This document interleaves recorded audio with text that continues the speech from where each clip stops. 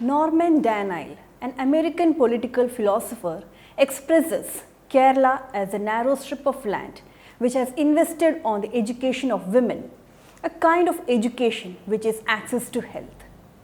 Kerala is appreciated worldwide for the effective health infrastructure adopted for 30 million population of the state.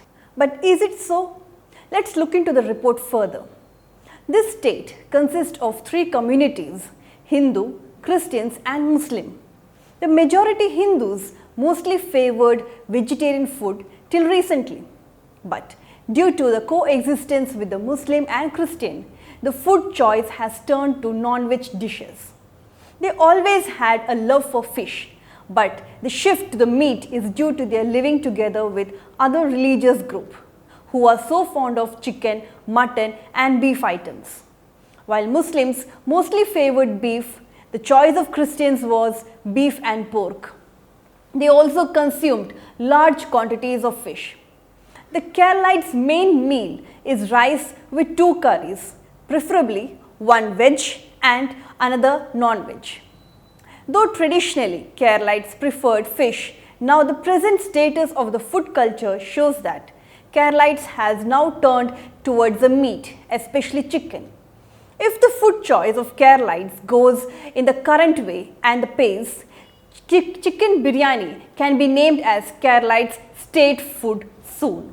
Apart from the record for the largest consumption of alcohol, Kerala is also the run for yet another title, the land of the largest chicken eaters.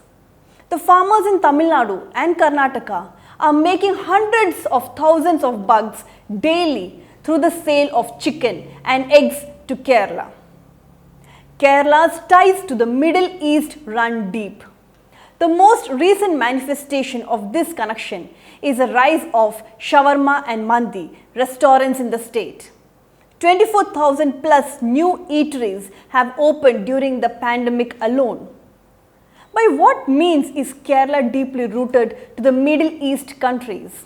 Yes, Kerala's connection to the Arabic Peninsula dates back to the 7th century when Muslim traders from the Persian Gulf came to the southern coast of Malabar to procure spices.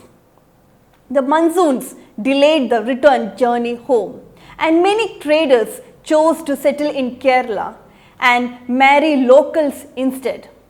These alliances paved a path for the amalgamation of the local and the Arabian culinary practices. A former chef from Dubai opened an eatery in Kochi in early 2012.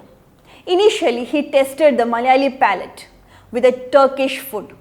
There was not much demand, as most people preferred at that time tandoori chicken. But now it has changed.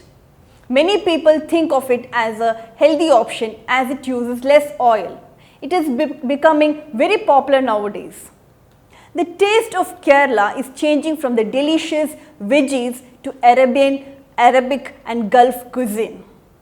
However, this obsession and carve for the new taste is focusing only on serving the demand more than the hygiene and health aspect. This narrow strip of land is continuously witnessing the death of the children due to food poisoning. Incident which took place at Kozhikode is not the only one, but one among several food poison deaths in Kerala. Today, a small girl died due to the shawarma. Previously, many people consumed kurimandi and they fell ill. Who is ultimately responsible for these lives? The authorities blame the shop owner. But the people who are working inside the hotel, the cook, supervisors, quality of food purchased from the shop, they are least inspected. The government authorities, food safety control officers, health inspectors are just fixing on to whom they should blame. In the long analysis, the person seated in abroad becomes a villain. Veena George, the minister, is accountable for these lives.